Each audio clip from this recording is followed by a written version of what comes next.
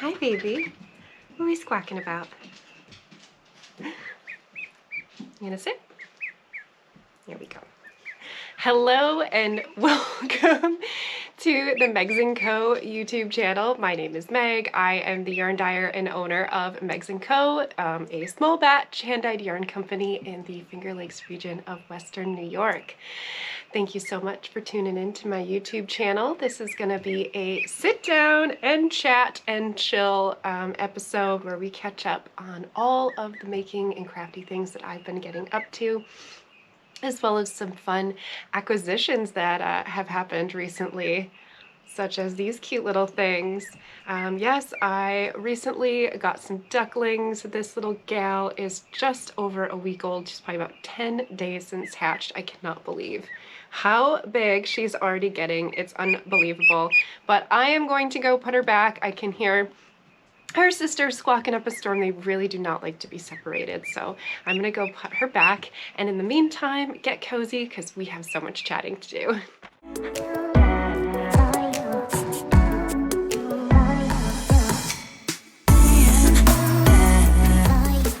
I'm going to dive right in with my very first finished object, and it is what I am wearing. I am so happy, and yes, I'm not going to lie, I am very proud to share with you the Empire shawl is done.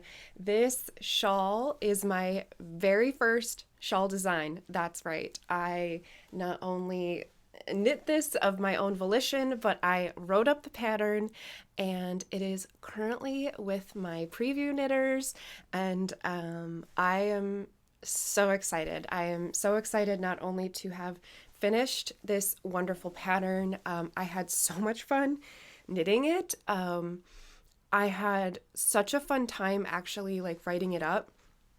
It was a really fun exercise for me. I enjoyed it, I think, a lot more than I thought I would. I think I was nervous going into this, thinking it was going to be really stressful and potentially something that I didn't know if I was going to enjoy, but I actually really enjoyed it. It was just such a different departure for me. I've just done the yarn dyeing side of things. And while I have definitely freelanced a lot of my own knitting and especially a lot of my crochet, I got my start in crochet, and I was mostly a self-taught crocheter, learning off of YouTube and things that I kind of collected off of Pinterest. And I really didn't even follow patterns for the first couple years that I was crocheting. I didn't really know that patterns were a thing. I had not found Ravelry.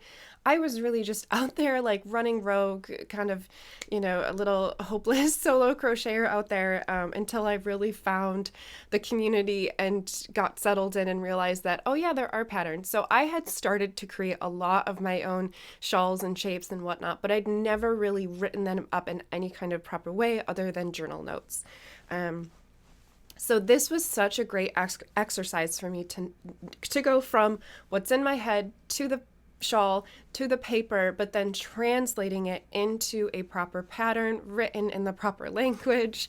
Yeah, I really liked it, and it's been in testing for about a week now as of recording this video, and to start seeing some of the preview knitters, some of their shells to start to come through. It's a feeling that I really can't describe. And so this is definitely going to always be a very special project because it's going to be my very first design that I will get published. So yeah, I'm so excited about this, and I'm going to continue to talk about this for many episodes to come. I do plan on casting on a second one. I wanted to have a second sample in some of the new colors that I have coming out for fall. I've since dyed all those new colors.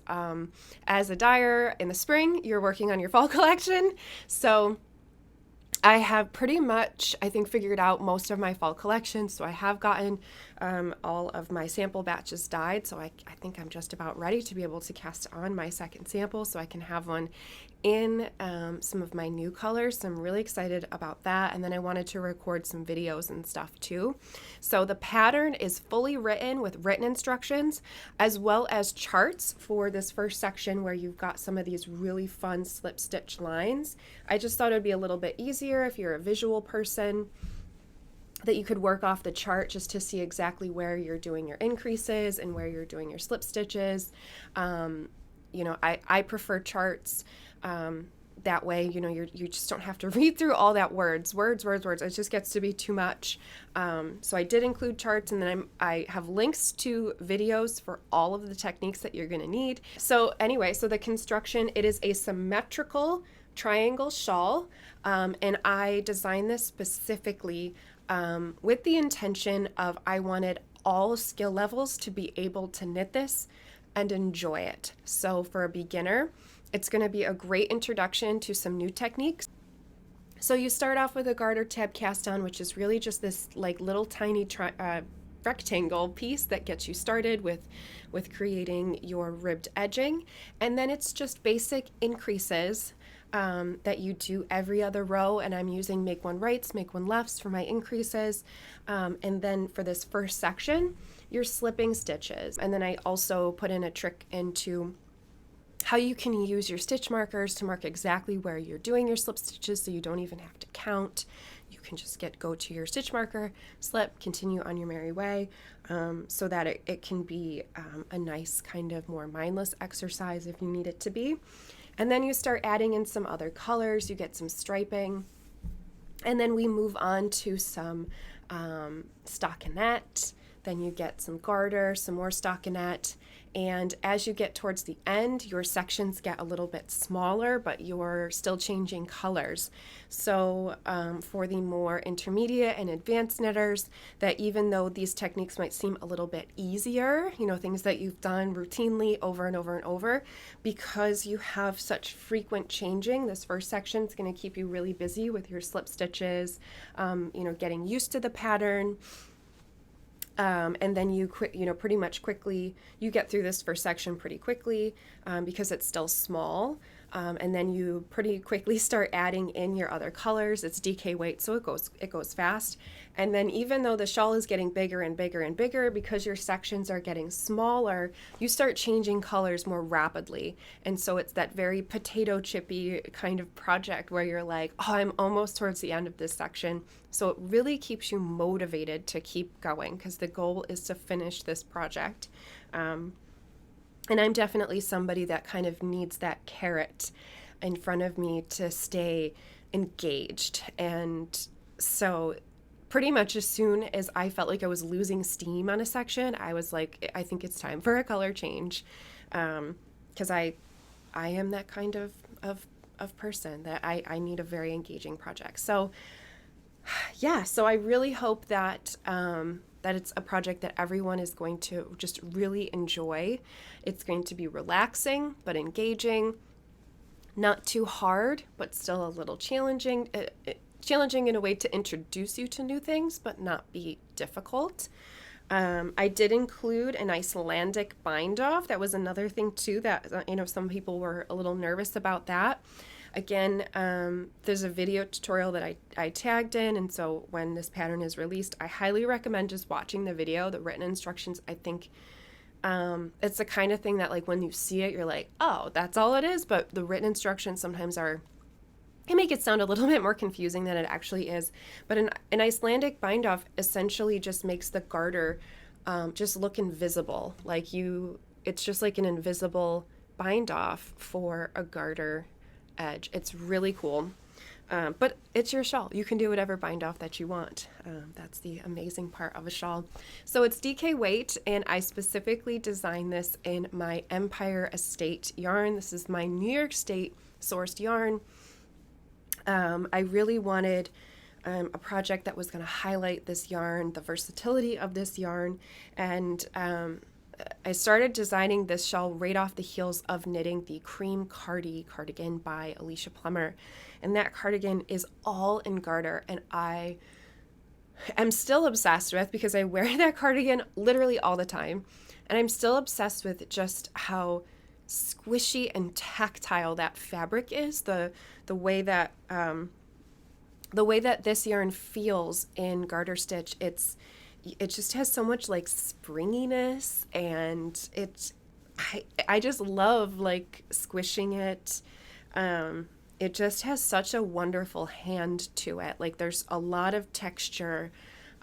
It just is so tactile, but it's still very soft. It's a Rambouillet wool, which is still a fine wool. So it's still very soft for next to skin, but it just has such a nice hand. So if you're like a very sensory person, um, I feel like you're really going to love this yarn, but especially the fabric. So I wanted something that was going to have lots and lots of garter to really accentuate just how wonderful that fabric is. So there's lots of these garter sections. But again, we can't have just an entire garter shawl because that would just be so boring. So that's why I was inspired by the Botanic Shawl by Stephen West that I'm knitting in some other yarn. Has these really fun slip stitch ridges that kind of go diagonal across the shawl. So I was inspired to play around with that kind of concept of the diagonal lines that go in the opposite direction of your rows, to see if I could get them to like radiate out from the spine. I just thought that it was just a really elegant way to present those lines, you know, kind of like bird's wings. So it took a little bit of playing around with, but I got it, and I love the way that that looks. So you have slip stitches for this otherwise very big garter section, and then you start working in some stockinette here, which is just purling every other row. And so therefore you get a lot of variety in there. So I hope that you love it. This is not going to be coming out probably until August. I did a super long preview period because I know that we are going into summer, the super busy period, and I didn't want anybody to feel rushed, anybody who was testing this to feel rushed or hurried. I wanted everybody to really enjoy this and take their time. And my next shows, my next events are not until August anyway. And summer's kind of the slow season for yarn, so it just kind of feels right for August to be the release. So my next show is the Fairport Fiber Festival. It's in Fairport, New York, my hometown. So that is on August 16th. If August 16th is a Saturday, then that's the correct date. Pretty sure it's August 16th. So I definitely wanted to make sure that this was released by then so that I can have some kits and stuff. So I just feel like the timing for that is perfect. So it's DK weight, so you'll be able to use any DK weight you want, and I think it would absolutely be fantastic in a sport weight or even a worsted weight if you wanted something that was a little bit more dense. You could definitely have some fun with adding in some other textural elements, like maybe even doing like a fingering but holding it with a fuzzy yarn like some Surrey or some mohair to kind of give it that DK weight density, but then you have the texture of the fuzzy yarn. You could even play around with doing fuzzy yarn just on opposite sections. Some of my testers are already playing around with, so this was 5 colors. Instead of doing 5 colors, they're playing around with doing 2 colors. So, and you could even do 1 color and just highlighting all the textural elements. I think you could even turn this into a fade if you really wanted to. Like there's just so many fun things that you could do. So the colors that I used for mine, the first color is actually going to be a new color that isn't going to be available until the fall. So this first color was... How this actually started is I had a little bit of just kind of like an oopsie skein, a little tester skein that I had kicking around. And so I thought, well, I'll just cake it up and I'll just start playing around. I'll swatch it, that kind of a thing. And it turned into this entire first section.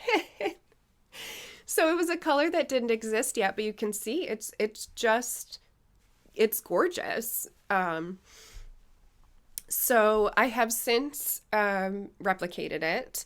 I did tweak it just slightly. So this is a very like true teal. It's a very like greenish true teal. And I wanted something that was just a little bit more blue leaning, kind of sagey blue leaning. So you can see there's just the tiniest little bit of like a hue shift there, but it's very, very close. And the only reason I did that is I just felt like the kind of blue, I have a lot of green already in my Empire State collection. And so I kind of wanted to have something that was a little bit more blue rather than green to kind of round out the collection. And I also feel like the blue tones, because I had like 5 different sample swatches, like I dyed all these mini skeins and I was comparing them to all the colors that were already in the collection. And the blue leaning colors just really played well with all of the other colors that just already exist in my collection. So it's so subtle. It's so subtle, that difference. It's really not until you get this in like sunlight that you can see that these are truly 2 different colors, but they're pretty dang close. So this is that first color, and I'm calling this Lady Liberty. So a lot of my Empire State colors are very New York inspired color names to just kind of keep in that New York State theme. So I'm naming this Lady Liberty. I know it's not like quite the same color as the patina of the Statue of Liberty, but I think it's, again, pretty close. And when I first saw it, that's what I thought of. Like, I instantly was like, oh, this very Statue of Liberty blue. I feel like the Statue of Liberty is a little bit more Tiffany blue rather than this, but literally it's what I first thought of. So I wanted to stick with, this was my first instinct, and I think it fits. And she's a beautiful, elegant color. So that's the first color. And this will be, I just have a couple test batches available now, but this will be available for when the shawl is released. And then my second color, we got Bare Naked in there. Some really pretty contrast. And see, this is what I mean. Like, if you just did a 2-color shawl, like, just look at how beautiful, like, just the 2 colors are. And it's funny because I had already picked out these other colors, and when I got to this section, I had actually had a moment of like, should I just keep it 2 colors, because it just looked so elegant. And especially if you had like a formal event to go to, maybe you have like a wedding or something where, if these are like your bridal colors or something, like, it would be stunning. But I did end up opting to continue with my plan of lots of colors because I do love lots of colors. So then I added in Red Haven Peach. Red Haven Peaches are a New York peach variety. Then I went with Lost in the Maze Maze. Us New Yorkers just love a good maze in the fall, our corn mazes. And then I had to close it up with Ontario, just to have like a really nice dark solid color to ground this. Yes, and so I'm so happy with how this came out. This is definitely a shawl that I am going to be wearing a ton. Probably not so much going into summer season, but I know that this is going to be my fall staple shawl, and I am already planning my second sample. Did I pull my colors? I had meant to, and I didn't, but look at, it's right here. So for my second sample, I definitely want to incorporate a lot of the new colors that I have coming out.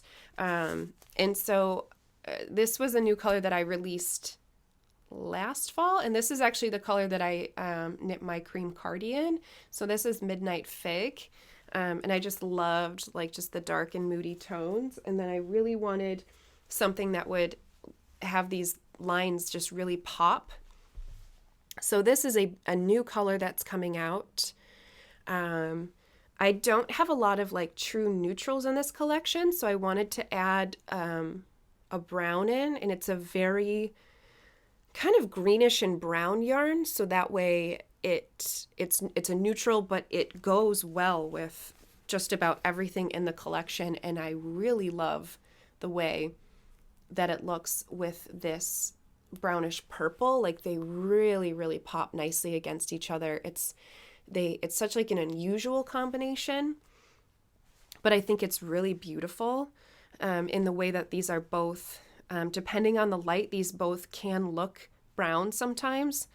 But when you really look at them, they do have a lot of color. This is very purple when you especially get it in the sunshine. And this has a lot of green and yellow in it. And even like a hint of red, especially when you get it in the sunshine. So it's just a really pretty pairing. And then another new color that I have, this actually is available now. I released this for the spring. This is called New York Rose. I have been pretty much obsessing with trying to come up with the perfect rose gold colorway for a while now. I've done so many test batches and they just always come out just a little too orange or a little too pink. And I finally got one that I'm so happy with. It's just the right amount of pink without being pink. It's a little coppery. And again, it's rosy, but also neutral. And so I like how it's kind of sticking with that theme of it being quite neutral, but you definitely have that beautiful rose undertones. And there's definitely some yellow in there. Yeah, some little bit of orange. It's a beautiful color. So that's going to be my next color. And I love how moody so far this color collection is going to be for this next shawl. Then what do I have next? I can't remember what color I put next. I think it was this one. So this is another new color. This is also a color that I just released a couple weeks ago for spring. Hello, Logan. My dog is coming to visit. So this is called Dill With It. So this is a very brilliant green.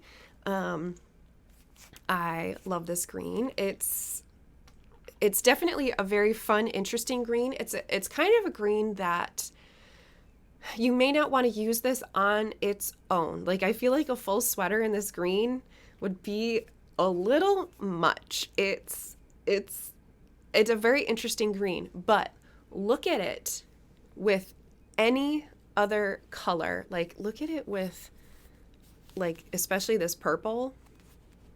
This purple and that is just so beautiful. So I'm obsessed with just how when you pair it with anything, how it pops. It pops so well with every single color in the collection. So this is the color that if you need a pop of contrast, if you're doing like a color work yoke sweater and you have a color element that you really need it to pop, you need that contrast, Dill With It is the color that's going to make that happen. And it's just so pretty. So these two colors together, I think, you know, they're bright enough for spring and they still have such a nice hint of moodiness for your fall knits as well. I very intentionally am creating this collection to be a full year-round and timeless collection. You know, we spend a lot of time and money on our knits, and this yarn is it's a yarn that's meant to last.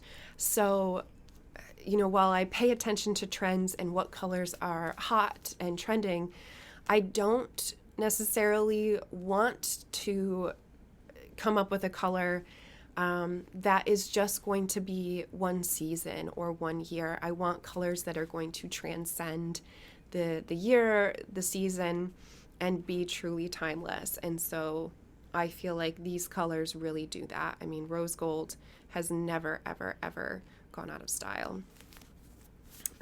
Yeah. So, okay, so here's my order so far, and I'm running out of room with my hands. So then for my next color, yeah, I guess my last color, I was thinking of ending it with my Lady Liberty.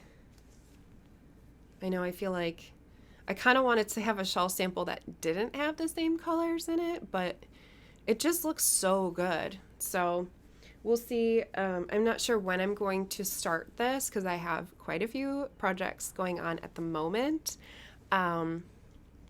So I'm not sure if I'm going to have this started in time to have it finished by my fall festivals or one idea that I had was I would love to do a knit along when this shawl is formally released. So I might save this for when I host the knit along, hint, in the fall, and cast this on then. But this is definitely so far my number one pick for my next sample. It's so beautiful.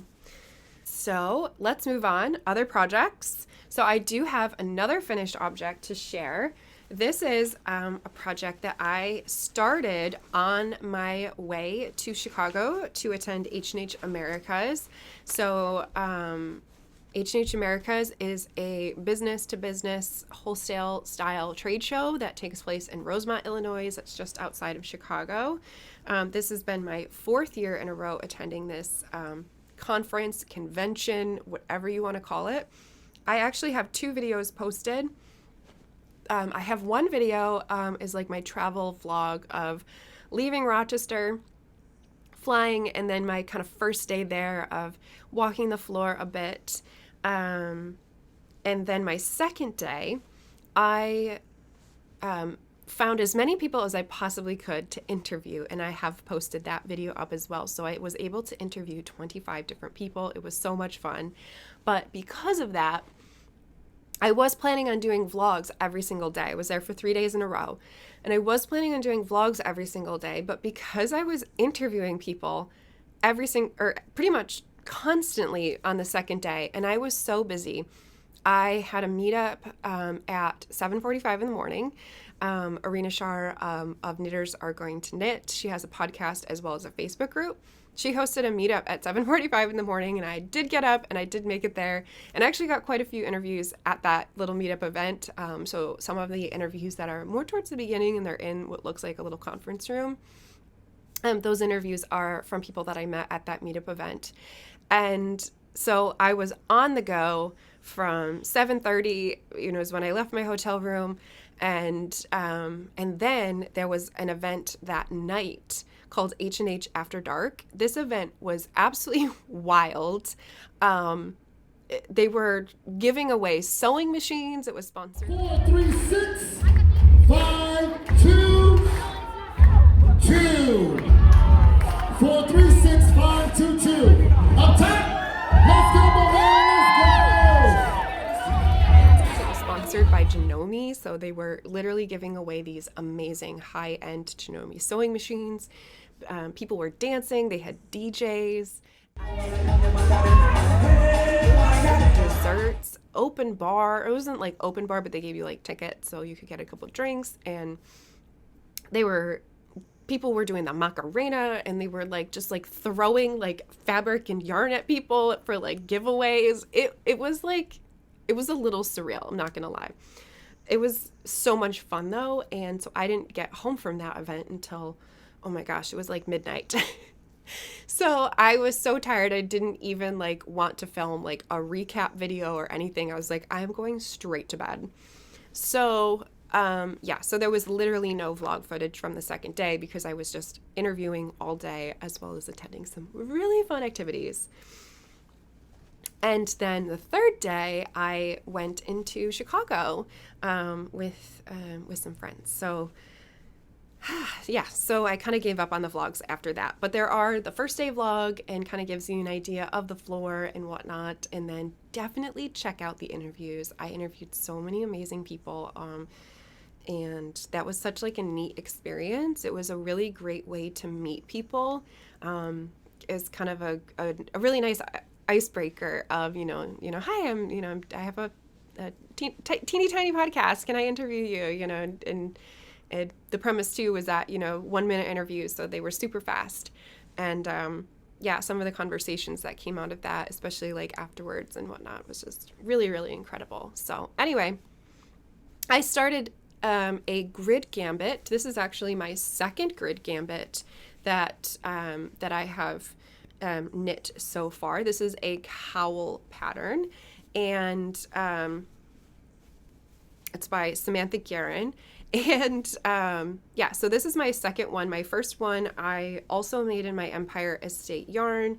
My first one I had knit in my Red Haven, held with some hand spun yarn. This one I knit in my Emerald Dream Forest. I'm forgetting the name of my own yarn, so I just have a little bit of this left. And I used some kind of color changing striping yarn from Primrose yarn that I picked up at Rhinebeck this past year. So I cast this project on in the Rochester airport and worked on it, just whenever I had some downtime. So mostly in the airport, on the airplane. I actually don't think I did very much knitting, if any at all, to be quite honest, at the actual event. Definitely not in my hotel room. I was never in my hotel room other than to shower and sleep. Yeah, so I think it got put down for 3 days straight. Oh, so when I was going into Chicago, so on Friday, Emily Lim of Woolen Palette, her and I, we kind of played hooky, and we took the train from Rosemont into Chicago, and that train ride's a good 45 minutes, so we were able to get some really good train knitting in, and so I actually got quite a bit, good 45 minutes done on my shawl then, and then of course the airplane ride home, and then this became my lunch break project because it's such a great just kind of anytime project. It's very easy to memorize, but because you are changing what you're doing, after every one of these little grid sections, it's super engaging. And then especially when you're using this kind of color shifting yarn like I was, you have these really fun color changing effects that are happening. And so when I can see that the ball is about to change color, I'm like, well, I want to do another section. So yeah, so I got through this pretty quickly. And I just cast this off this week at my local meetup group, Fiber Night. And I hope to block it this probably right after this. And so that I can sew it. So you are supposed to sew up the back of it so it is like a bandana cowl, and I absolutely love this. I had so much fun knitting the first one. This is officially, I think, the very first project that I've ever repeat knit. That's how much I enjoyed making the first one, and especially I wear the first one all the time. It's just the right size. The right weight. Especially in the fall and the spring, like I can just throw it on, and it's not super bulky, and I really like the idea of the cowl. It doesn't, sometimes shawls, because I do kind of wear them kind of bandana-y like this, and sometimes they start to kind of fall down on you, and I just love how this is like a necklace. It's just not going to move. So obsessed. Yeah, and I'm kind of already considering making some more, maybe as like gifts, because you only need 2 skeins of yarn. So this is what I have left of the main color. So I didn't weigh it yet, but I don't know, it looks like I maybe have like 20 grams left or so. And this was actually a 75 gram skein. It wasn't like a full 100 gram skein. And I don't know, looks like I still have like 20 grams left. So this is the contrast color. I kind of wish that I had wound it so that I had used more of like these pinks and magentas. The skein definitely looked way more vibrant in the skein form, and I think because most of the pink and magenta and orange is at this end of the skein, and I used the end that had a lot more gray and beige and yellow, and so it had just started to shift into these bright colors at the end. So you start here and work this way. So it's really pretty, and I do kind of like that it's going to end up having a very like subtle neutral look to it. So it's going to go like pretty much with any like coat I have. But yeah, I had originally thought it was going to be a very pink and green design, but that's okay. I have plenty left. And I actually have a second skein of this left as well. So I can make another one. So potentially, I think it'll be a great gift knit because it's just 2 skeins and it's pretty quick. And I do like how portable it is because it's, once you get going, it's very easy to memorize, and it's just 2 skeins. So I think I'm going to be working on some gifts. So I hope nobody in my family is watching. So that is it for my finished objects. But I have been doing a ton of other making. So probably my biggest progress on whips has been spinning. My spinning game has been so strong. So back in March, I attended the open house that is hosted every year by the Wool Room at Longmeadow Farms. And I picked up an entire sweater quantity of fiber from D&D Fibers. It is BFL silk. I think it's 70% BFL and 30% silk. So I've never spun for a sweater before. I've just, up until this project, I've just done, kind of single skeins or, double skeins, but just kind of spun them and, they go into stash. So I feel like I have a lot of single hand spun skeins, kind of random skeins. And I definitely have things that I can use for like shawls and that kind of stuff, but I didn't have anything that that I could really put together for a full sweater, other than maybe to just use some for like the yoke, but then I would need like yarn for the body. So I thought it would be a really fun challenge for myself to take on a sweater spin, especially to, make sure that I'm spinning everything consistently across all of the singles and then plying. And then I got to knit the dang thing, right? So so I picked up an entire sweater quantity. So I picked up 6 4-ounce braids. 3 of the braids were tonal colors. There was this beautiful like maroony magenta color, which I'm currently plying on my wheels, so I can't show that to you. But then there was this beautiful like kind of navy deep indigo blue. And then, I don't know, was this like a grayish sagey blue? Really pretty. And then I picked up 3 very variegated braids. So 2 were exactly like this.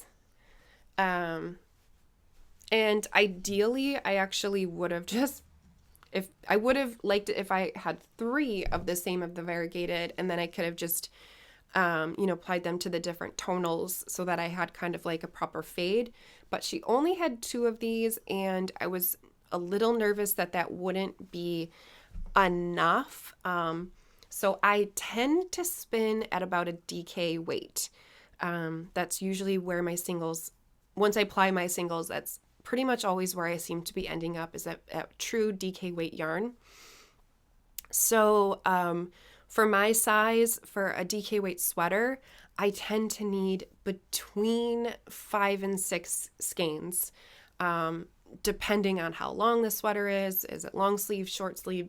So I just didn't want to be left short yarn, especially when I'm going to spend all this time and money spinning all of this yarn, and to then like be short yarn and have to play yarn chicken or change my sweater from how I wanted to make it because I'm running out of yarn. I just did not want to play that game. So I did pick up a 6th braid that was very similar. So I've already spun half of this. So this is the debraided fiber. So it's very similar. It has a lot of the same colors. It's just a little bit deeper, a little bit darker. So it's got the same maroony magenta. And this is actually the same exact color that tonal is. Like it matches it almost exactly. So whatever dye that she used for this section, it's the same color recipe that she used to create her tonal. So it's that same color that's in both of these braids. And so because of that, I know that they're going to fade very beautifully together in this sweater. This one has a little bit more of like foresty greens and like this one has more like aqua-y greens. But then this one has those really kind of more, almost more of this same blue. Yeah. So I feel like because this has a lot of the same, basically all the same colors as the tonals that I picked, it's just deeper and darker. And the same thing, like this has all the tonals. It's just on the lighter end. Like I think, yeah, like this has that blue. I think pretty much like this has the light blue, but it doesn't have the dark blue. And this has the dark blue, but it doesn't have the light blue. But other than that, they're pretty similar. So, so I think like as long as I'm mixing and matching all the tonals that these two get applied to, that they're going to then fade really beautifully together. So I'm basically more than halfway done with my spin, which is really great. And as soon as I can get this off of this bobbin, I gotta soak it, then I can potentially even start swatching for my sweater, so then I can start potentially choosing a pattern. And I was saying before on another podcast, in terms of a pattern, I'm probably going to swatch and see what kind of gauge I'm at, what kind of fabric I want, and work backwards. So once I have a gauge that I like and a fabric that I like, then I'll go into Ravelry and search by the gauge. And I'm just going to be choosing a kind of basic shape. So whether it's probably a raglan, because those tend to fit me really well. And that's all I want. I want the yarn to speak for itself. And just basically, putting in my measurements from there. So, yeah, so I really hope that my goal was to just go through this steady, no rush, no fuss. It's not a race. I really wanted to enjoy this. Again, I feel like, we spend a lot of money on our fiber and whatnot. And so I wanted to get a lot of good craft hours out of this project. So I'm really leaning into it. I'm enjoying every minute of spinning the singles, plying the singles, and yeah, I'm not rushing through this at all. And I absolutely cannot wait to start knitting it too.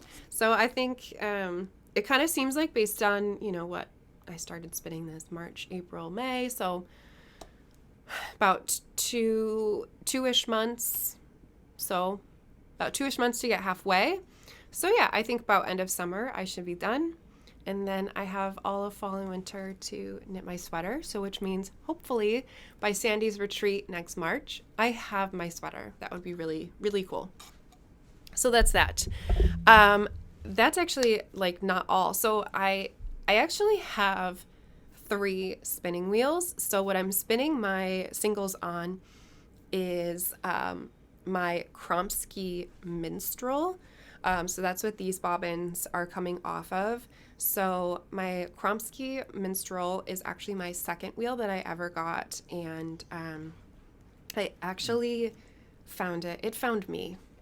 It really did find me. It found me at an estate sale. It was like so random that I even wound up at this estate sale. So I have a Discord group, and we have like a local channel because I do host a local meetup group. So somebody had posted in the local channel that they had seen this estate sale, and they had seen in the pictures that there was a ton of fiber tools and yarn and fiber and whatnot. And so I was going through all the pictures to just see if potentially there was anything like, good or anything I was interested in. And there was a drum carder, and I was like, oh, and I really wanted a drum carder. Hold on, my dog's making weird licky noises. Can you not? Okay. Oh, thank you. Burped. Okay. So I saw that there was this drum carder. I didn't have a drum carder at the time. I do now. And it has been on my kind of wish list of fiber tools, and so I've been looking for a used one to purchase. So I've been paying attention to like Craigslist and that kind of thing. So I saw it and I was like, oh my gosh. So, estate sales are always like during the day. So it was a Friday and the thing closed at 3 and it was like 2 towns over. So, and I don't even drive to work. So I had to call my husband to be like, can you leave work early? Because I want to go out to this estate sale. And so he had to leave work early because I don't drive to work. We carpool. So anyway, so he's like, I guess, okay. So we drive out to this estate sale. Spoiler, the drum carter had already sold, but they had 2 different spinning wheels there. There was a Louette, and there was this Kromsky minstrel. And the Kromsky was an absolute fantastic mint condition. It was absolutely beautiful. I had spun on a Kromsky before because I have another local friend who actually has one, and so I'd spun on hers before, and it kicked my Kiwi's ass. That's my first wheel. And so I was like, oh my gosh, this is amazing. And of course, it was priced at an absolute steal. It was not priced what it was worth, even like the wood. So I just instantly was like, I want this, and took it home. And yes, so that's how my Kromsky found me. So then I ended up with 2 wheels. So my first wheel is an Ashford Kiwi 3, and I actually picked that up at a fiber festival. I picked that up at the Central New York Fiber Festival, which is coincidentally this weekend. It's the weekend that I'm filming this. I'm hopefully going there tomorrow with my local group. We're gonna drive up tomorrow on Sunday to check that out. So hopefully we get to go there. Anyway, such a great festival. So I bought my first wheel at that festival. Great wheel. I think it's a great beginner wheel, but kind of one of the things that kind of frustrated me is the brake just always seemed like it either draws up too fast, too much, or it's not drawing up. And it just never seemed like, it didn't matter like how teeny tiny micro tuning I was touching that brake. I could just never really get it right. The uptake was just too much for me. And I think I could just never really get those nice fine singles. Fine for like chunkier yarns, great for plying, but it just kind of frustrated me because it always just felt like it was just kind of ripping the yarn out of my hand in a way that I just didn't like. The Kromsky does not do that. It is such a smooth ride. So I absolutely love it. Anyway, so I kind of had this idea of like, well, maybe I'll offload my Ashford Kiwi. But once I had set up my minstrel, I had started plying my singles on it, and I was obsessed with that. And then I was like, well, let me ply on my Kiwi. And like I said, the Kiwi is absolutely fantastic. The perfect wheel for plying because it really wants to take up your yarn so you can start spinning really fast, and the draw on it is really great for plying. So that's what I started doing. I started spinning all my singles on my Kromsky and started plying everything on my Kiwi, and I opted to upgrade my Kiwi a little bit by purchasing the Super Jumbo Maidenhead so that I could attach the Super Jumbo bobbins to it. I don't always fill them like this. So this is just a 4-ounce, standard. So, it would have fit on this. But a lot of times I like to, I like big skeins. Usually I'm always buying at least 2 braids, and then this way I can just ply them on my big wheel. I'm obsessed. Absolutely love it. So my setup is definitely bougie, but I love it. It's perfect for me. So I do have a 3rd wheel. So a couple years later, my husband got me an electric eel wheel for Christmas. So so I had asked for this for Christmas. One of those things that I already had my 2 wheels. And so it just seemed a little like, the kind of thing like I'm not going to buy it for myself, but if somebody wanted to get it for me for Christmas. So it was the perfect gift. So I love my 2 wheels, but they're big, they're wooden. and I just was never going to take them anywhere. They're well, the technic, especially the Kiwi, you can flip up the treadles, so it's meant to be a portable wheel. I still just find taking the wheels anywhere to just be a really big pain in the butt. It's heavy, it's awkward. You load it in the car, and like you're trying to carry it with all your stuff. I don't enjoy carrying around my spinning wheels to different events and whatnot. But I did want something that I could potentially take somewhere with me. So I thought, if I had something that was portable, that maybe like I would take it to spinning meetups and stuff. I don't. I just take my knitting. I have actually taken this to a couple meetups. My local yarn store, Lift Bridge Yarns, one Saturday a month. It's usually around the last Saturday of the month, but sometimes it moves around. They have a spinning Saturday, and I have brought this there a couple times. So I have brought it out. Anyway, so I thought that this would be such a great idea. I do like spinning on it. I just prefer my Kromsky so much that, like, when I'm home, that's what I'm choosing. So this actually just kind of sat in the closet for quite a while. Like, I spun a bunch on it, and when it was brand new, and then I was like, okay, whatever, and then I'm gonna go back to my Kromsky. So it sat in the closet for a while, and then I actually kind of loaned it out to a friend who wanted to try it. So it came home, and, I just threw it on my desk next to my laptop because, why put something away right away? That's silly. And so since it was next to my desk, sometimes I work from home, or, just in the evenings when I'm, on my computer updating listings. I should be writing my email newsletter out to you guys, but I'm not, those kinds of things. This was right next to my laptop. And I found myself, like, whether I was on a Teams call or just procrastinating on work, that I just started spinning. It's literally right next to my laptop. And so I just started spinning. And especially when I'm in a meeting, because normally I will knit in meetings, especially meetings where somebody is just presenting, so you're watching slides and whatnot. Knitting is such a great way to stay engaged, pay attention, be present in the meeting, but you're not wandering because your hands are busy. So I started doing that with the spinning. I was like, I'm just doing this, but I'm, looking at my laptop and whatnot.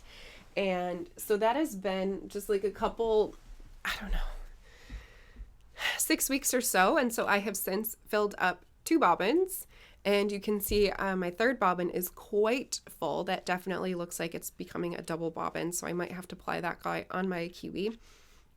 These 2 I was going to try to ply on the eel wheel. I don't know that I've plied on the eel wheel before, and so I just don't remember if I like that or not. So I was going to apply these on the eel wheel just to see if I liked it. So this is some Polworth from Shirsty Cat fibers that I picked up, I believe at Rhinebeck. I picked it up either at Rhinebeck or the Central New York Fiber Festival.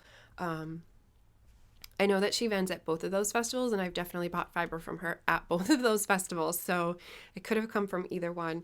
But it's just a beautiful, I'm showing the microphone. It was just a beautiful, like, kind of lilac-y tonal purple, and I love the way that, like, once it spun up, it really, really separated into a lot of different shades of purple. So I think that the final skein is going to be absolutely beautiful. So I cannot wait to get that plied. I just kind of dove in onto another set of singles, so there's really no reason why that isn't plied yet, but we'll get to it. So for this project that's on my eel wheel currently, I currently have some BFL fiber that's in my own shop, dyed up in a bunch of really fun spring colorways. And so I've been taking just all the remnants of it. So like after I measure out all of the 4-ounce bumps, braid them up, I usually just have quite a bit of like leftovers, and they're usually like between like 1 and 2 ounce of, just a little bit. And so I've collected them all up. And I've just been kind of working through and spinning them into one kind of monster skein. So all the variegated colors I'm doing on one bobbin, and then I have a lot of tonal colors that are in that collection as well. So I'll do that on a second bobbin so that I'll have long stripes to ply with the short stripes. So I hope that that's fun. So it'll kind of look a little color shifting is my goal. So that is lots and lots of spinning.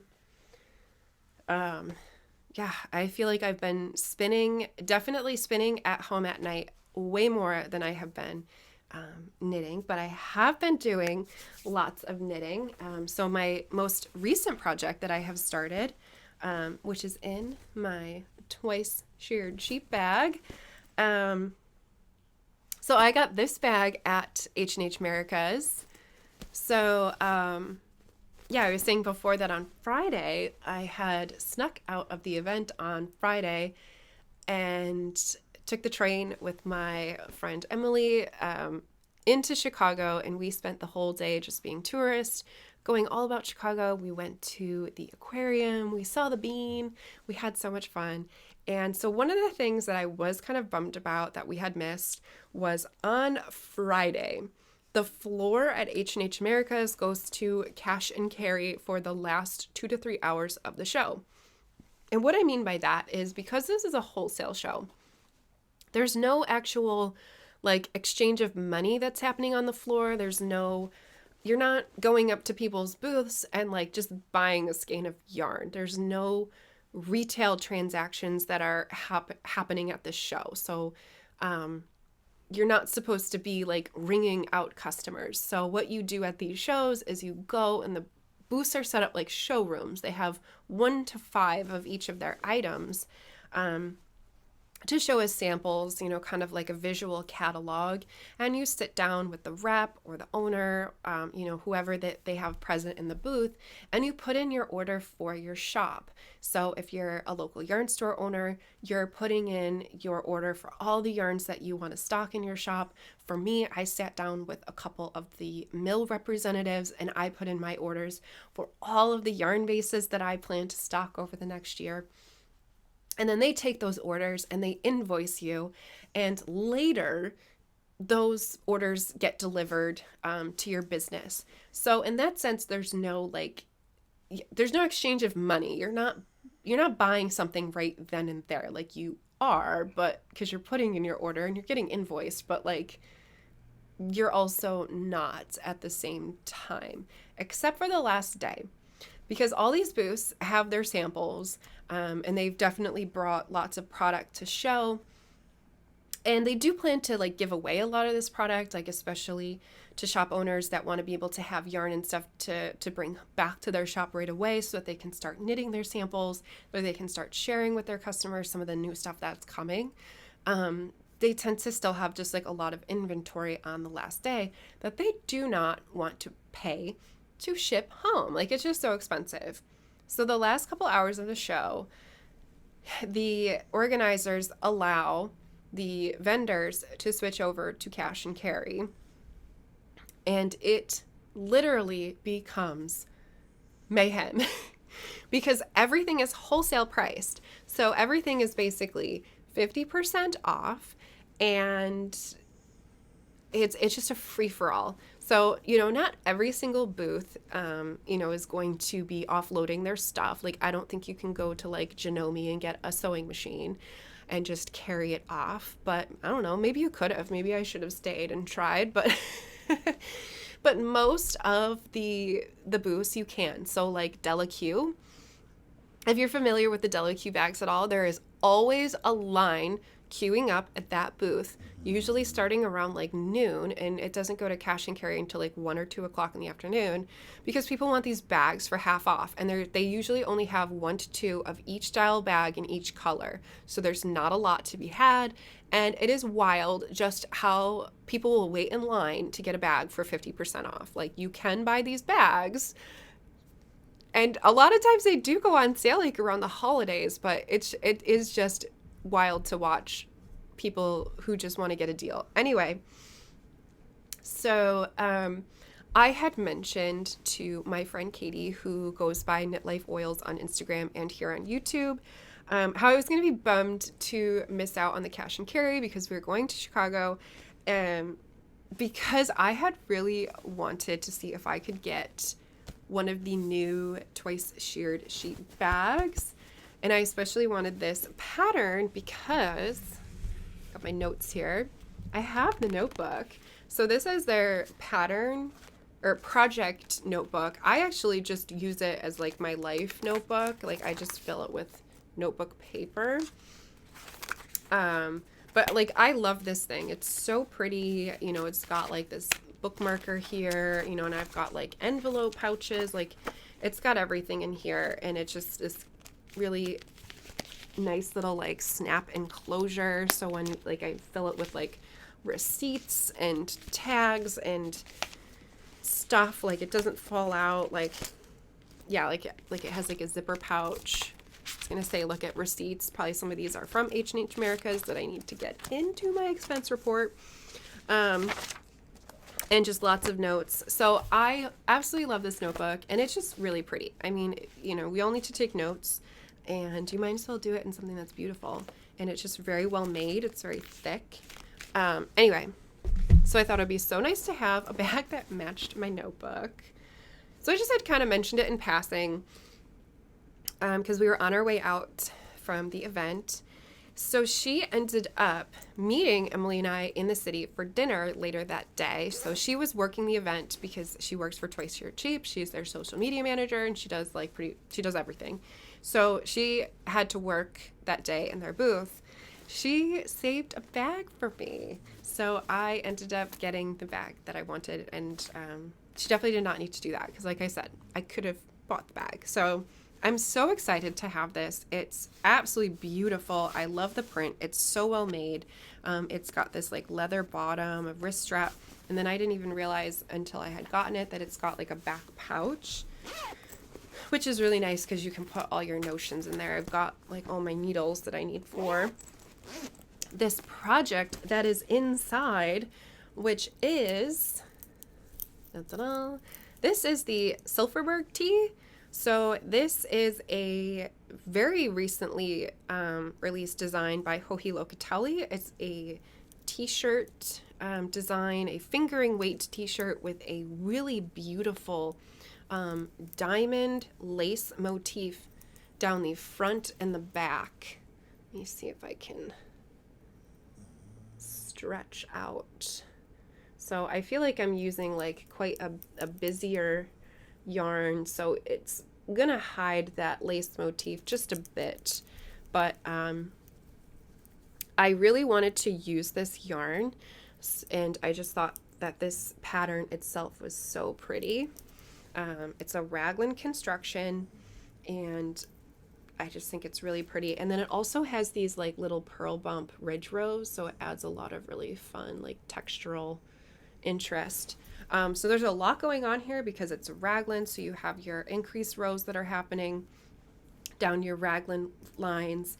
You've got your diamond lace motif that's happening on the front and the back, and then every 6 rows you've got these pearl ridges that are happening. So it's definitely a pattern that you just have to kind of pay attention to. It's not a Netflix pattern, but it's been a wonderful project to sit down and really kind of tune the world out to, because it is so captivating and engaging. So once I sit down to this and I get really into it, like I am into it, because you really have to pay attention. But it's not hard. Like I'm not doing weird techniques or anything. It's all basic techniques. So I'm not watching videos or doing difficult things. You just have to pay attention to where you are in the pattern, take good notes, use your row markers. And like I say, like it's the kind of thing like you sit down and, you know, set up a little quiet corner for yourself, and then all of a sudden 2 hours have gone by and you have not thought about your to-do lists or any of the other crazy things that are going on in your life or in the world, because you've just been so highly engaged in this project. And I don't know about you, but I need that right now. So really enjoying this. I just started this only a few weeks ago. So I don't necessarily work on this all the time because I do need that kind of private, quiet space so that I can pay attention to this. So, it's definitely not an end of the day when I'm super exhausted kind of project. I do not take this to my fiber night knit night meetups. Maybe when I'm done with the raglan part and I've separated for sleeves and just doing the body, and so I might be able to when I'm just having to worry about like the lace motif, maybe then I can take this on the go. But at least for now, this is my home project. But it's been so perfect for like a quiet Saturday morning. Oh, wonderful. So I'm currently knitting this in my Ghost Town fingering yarn. This is one of my new yarn bases, but this is my Ghost Town yarn, which the DK weight version has been out for quite a while. This is a US sourced merino rambouillet yarn. It is so soft. And I've just been obsessed with the DK weight version, so I wanted to bring the fingering weight version on for quite a while. And as of February, it is in the shop. So this is the colorway called Finger Lakes Grape Pie. This is a colorway that I released in March for Pie Day. It was a really fun collaboration with a whole bunch of other indie yarn dyers where we all picked different pies and created colorways that were inspired by our pie. And of course, being in the Finger Lakes region, grape pie is pretty big here, usually in the fall. We don't normally eat grape pie in spring, but for Pie Day, I had to make an exception. So that's that project. I'm loving it. I have no idea when it's going to be done, but I really hope that it's going to be done by my August shows. So I have 2 shows coming up in August and September. I don't do much over summer. I like to take a nice long summer break. And so I have my Fairport Fiber Festival that is in August, and then I have the Western New York Fiber Festival that's in September. And so both of those shows tend to be quite warm. So I'm hoping to have that to wear during that time because it's still kind of like summery. So I think I'll be able to finish that. So my next whip that I've been working on is... I feel like, so my last video I had shared the Bergman hat, and I was making the Bergman hat as my swatch for the Bergman sweater. So I have casted on the Bergman sweater since, because I don't think I had casted on this sweater in the last video. So yeah, I've been making lots of progress. So I guess I should show it like this, right? So this is just a basic colorwork yoke sweater. It's a worsted weight sweater, so it's pretty thick and cozy. So this is definitely one that, I'm kind of taking my time with because it's one I'm not really going to be able to wear until easily like next deep fall or later. Although I don't know, the spring that we've been having has been so cold, so maybe I can wear this, but hoping that it's going to warm up soon. So anyway, so the Bergman sweater just has this, just a very, just beautiful, interesting yoke motif. And I'm choosing to knit mine in my rainbow worsted tweed. So this is US sourced, non-superwash, worsted weight merino rambouillet from the Shaniko Wool Company. It is very, very good yarn, so soft, and I just love how it just has these very subtle little rainbow tweedy neps in it. So fun. So I'm knitting mine in the colorway Noir, which is this dark charcoal gray color, and dropped my skein, and my New York Rose. And I just love the way that the two together, they still have plenty of contrast for the color work to pop, but they have, I think, a really neat moodiness. And it is kind of almost like low contrast at the same time because they, I I don't even know like how to explain it. Like they definitely pop against each other, but because they kind of have a little bit of like darkness and moodiness to each other, it's like a fun, like low vibe contrast. Anyway, so I don't have much of the yoke done.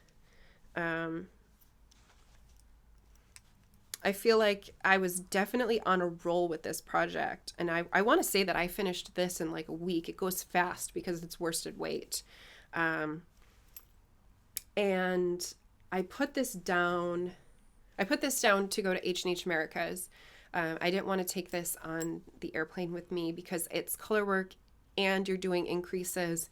And it just felt like it was just a little bit too much to pay attention to when you're traveling. And I just wanted something that was just going to be a little bit more easy and mindless for my travel. And so because I put this down, I literally haven't picked it up since. But now that I've finished my grid gambit, this is probably going to be my main project once again. Yeah, and I'm really glad that I didn't take it with me because I don't think that I would have worked on it too much on the airplane. It just, travel is always just, you're paying attention to everything that's going on and you're just so easily distracted. And I did not have a very polite plane partner on the flight to Chicago. I was sitting next to a male that literally just man-spreaded like all over me. And I was like, okay, dude, like you have your own seat. Like he was literally like in my lap at one point. Like he was doing the full, like sitting like this. He like literally had his like leg up like this at one point. I was like, it was disgusting. Anyway, that is my rant. Do not manspread on strangers on airplanes. So I was like literally sitting like this, like, oh my God, I was taking pictures and sending them to my husband. And I was like, thank goodness this flight is an hour and a half long because I could not take it anymore. I was like, please get me off this plane. Yeah, so I was very happy to just have a very simple, mindless project because I just had my project bag here as I'm sitting like this, like trying to not touch this man that was just like moving into my space. Anyway, crazy segue there. I've also been making a ton of progress on my Scrappy Stashy blanket. I don't know if I can show it. I have it like, oh, I have it here, but I've like since piled stuff on top of it. Oh, I got it. Okay. So I am really getting close to finishing this and I am really ready to be done with it. I'm definitely getting to the point where I'm just getting sick of it. But it is huge. It is so big. And I am so excited to have this on my couch. It's going to be absolutely gorgeous. I only have, I think I counted and I have about 14 or 15 of these little sections to go. And so I'm decreasing. So it's getting smaller and smaller and smaller. So the sections are going super fast. So I'm changing colors pretty fast. When I do sit down to it, I can pretty much do a whole section in an evening, no problem. Before, especially when I was in this midsection, it would take me like a week to do a section because the rows were so long. But now it's one night. So I think if I sat down and did a section every single night, obviously I could finish this in probably like 10 days because the shorter you go, I mean, I can start doing 2 sections a night. But like I said, it's getting kind of boring. So I don't always feel motivated and inspired to sit down to it. I feel like more and more it's more of like, well, let me just sit down to it so I can get this done. But it's definitely used a ton of yarn and it's so pretty. I mean, I'm like obsessed with how pretty it is. So definitely has hit my goal of being a great scrappy stash buster. So the goal of this project was to start using up some of those scraps that I have in my stash. We all have like, just the end bits of projects. You knit something and then you have the little bit that's left over and they get thrown into a basket and they start to get tangled and it's just a mess. So I've been trying to find nice scrappy projects such as this to start using up some of those beautiful scraps that they're, it's great yarn, it's beautiful yarn, but I've already used it in a sweater or a shawl and I just don't know what else to use it in. So this is what it's getting used in. I still have a ton left over, and of course, because I'm still making new projects, I'm accumulating more scraps. So I need to come up with new and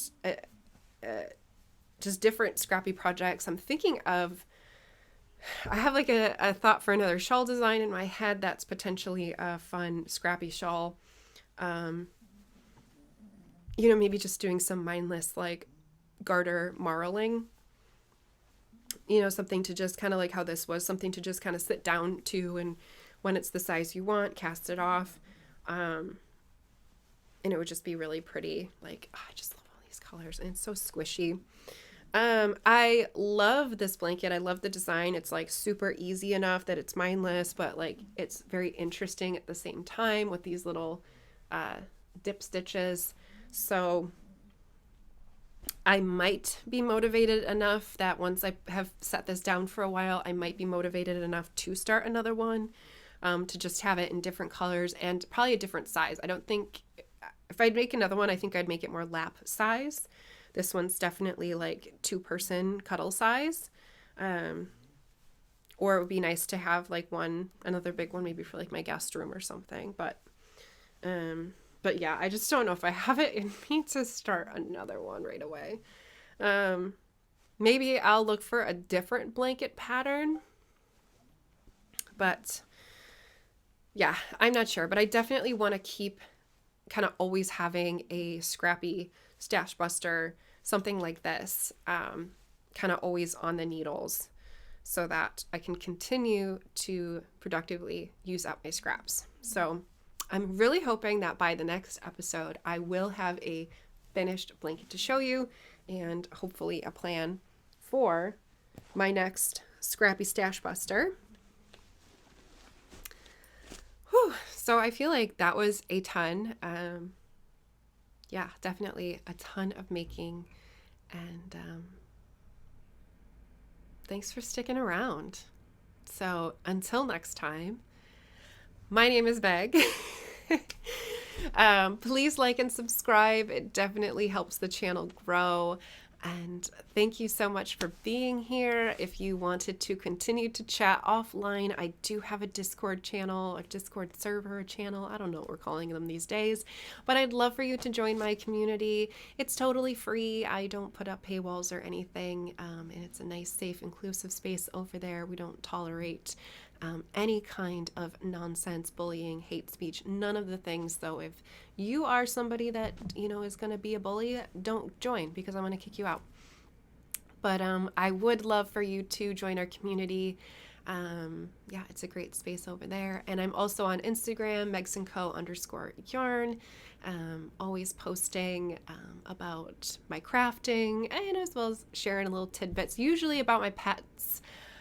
Love posting about my pets. So very recently, 2 weeks ago, I got some ducklings. So I've been posting a ton of duckling videos and photos to my stories. So if you like baby duck photos, and who doesn't, check that out. So until next time, happy crafting, and see you later.